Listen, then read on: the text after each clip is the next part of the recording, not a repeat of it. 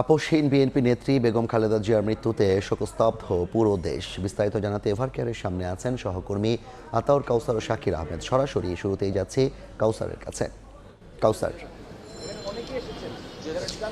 বেগম খালেদা জিয়া যে আপসহীন নেত্রী, এই আপসহীন নেত্রী হয়ে ওঠার পেছনের গল্পটি কিন্তু আসলে খুবই চমকপ্রদ একটি জিনিস। একটি মফস্বলের একজন সাধারণ মেয়ে থেকে শুরু হয়ে সাধারণ একজন গৃহিণী, সেই গৃহিণীকে আবার প্রচণ্ড মর্মস্তুদ একটি ঘটনার সম্মুখীন হতে হয়েছে, যেটি তার স্বামীকে যেভাবে হত্যা করা হয়েছিল। পরবর্তীতে তিনি রাজনীতির হাল ধরেন এবং রাজনীতিতে নানান চড়াই উতরাই পার হয়ে এক পর্যায়ে তিনি বিএনপির চেয়ারপারসন হন এবং বিএনপি চেয়ারপারসন হওয়ার পরেও কিন্তু তার যে নানান চড়াই উতরাইয়ের যে বিষয়, নানান মামলা হামলার বিষয়, সেগুলো কোনোটিই কিন্তু থেমে থাকেনি এবং এক পর্যায়ে নানান মামলা হামলায় এক পর্যায়ে তার সন্তানদেরকে দেশ ছাড়া হতে হয়েছিল। এই যে একটি মনে কষ্ট, একটি নানান রকমের সমস্যায় বরাবরই কিন্তু বেগম জিয়াকে নানান সমস্যা পাড়ি দিয়ে, নানান সমস্যাকে পাড়ি দিয়েই তাকে এই অবস্থানে আসতে হয়েছে। তবে সবচেয়ে বড় যে বিষয়টি ছিল, তিনি সবসময় ছিলেন আপসহীন এবং যে কারণেই তিনি আসলে মানুষের মনে একটি বিশেষ স্থান তিনি করতে পেরেছেন। তো এই যে মানুষটি আজ মারা গিয়েছেন, আমার সহকর্মীরা আজ সারাদিন এখানে আছেন, আগে থেকে তার চিকিৎসার খোঁজ খবরও তারা রাখছিলেন।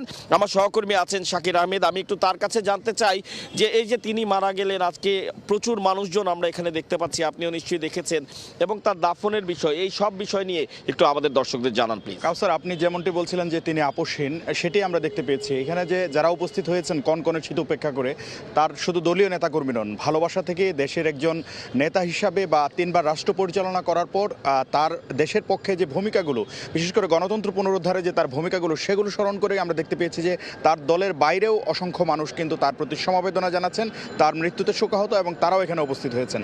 পাশাপাশি আরেকটি বিষয় আপনি বলছিলেন জানাজা এবং দাফন।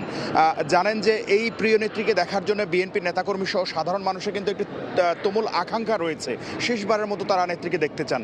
কিন্তু আসলে এই বিপুল সংখ্যক কর্মী সমর্থক বা শুভাকাঙ্ক্ষী যাই বলে না কেন, সবাইকে আসলে দেখানো সম্ভব নয়, বা বাস্তব পরিস্থিতিতে সেটি আসলে কোনোভাবেই সম্ভব নয়। যার ফলশ্রুতিতে এটি জানার পরও, বাস্তবতাকে জানার পরেও কিন্তু নেতাকর্মীরা তার প্রতি ভালোবাসা থেকে এই এভারকেয়ারের যে চতুর্দিক, সেটিতে তারা জড়ো হয়েছেন। এবং একই অবস্থা কিন্তু তার জন্য যে রাজধানীর জিয়া উদ্যানে, যেখানে তার স্বামী শহীদ রাষ্ট্রপতি জিয়া রহমানের কবরের পাশে যেখানে তাকে সমাহিত করা হবে, সেই জায়গাটিতেও কিন্তু নেতাকর্মীরা উপস্থিত হয়েছেন। পাশাপাশি তার যে বাসভবন রয়েছে ফিরোজা, এবং গুলশানের যে চেয়ারপারসনের বিএনপির দলীয় কার্যালয় রয়েছে, সেখানেও কিন্তু নেতাকর্মীরা উপস্থিত হয়েছেন ভালোবাসার থেকে।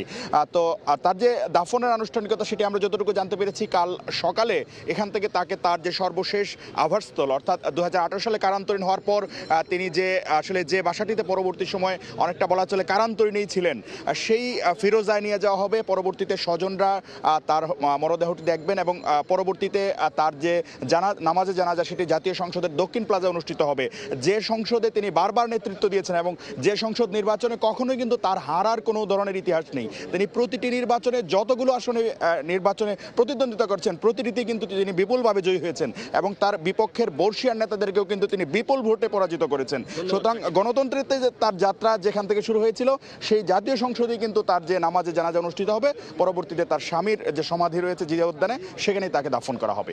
ধন্যবাদ শাকির আপনাকে। এই যে দর্শক শুনছিলেন, আসলে এই যে বেগম জিয়ার যে এক বর্ণাঢ্য জীবন এবং আপসহীনতার পেছনে তার যেই ইতিহাসগুলো, সেগুলো আমাদের সহকর্মীরা আপনাদের জানিয়েছেন। তো এই ছিল রাজধানীর এভারকেয়ার হাসপাতাল থেকে বেগম জিয়ার যে সর্বশেষ তথ্য আমাদের কাছে। সরাসরি যুক্ত ছিলাম রাজধানীর এভারকেয়ার হাসপাতালের সামনে থেকে।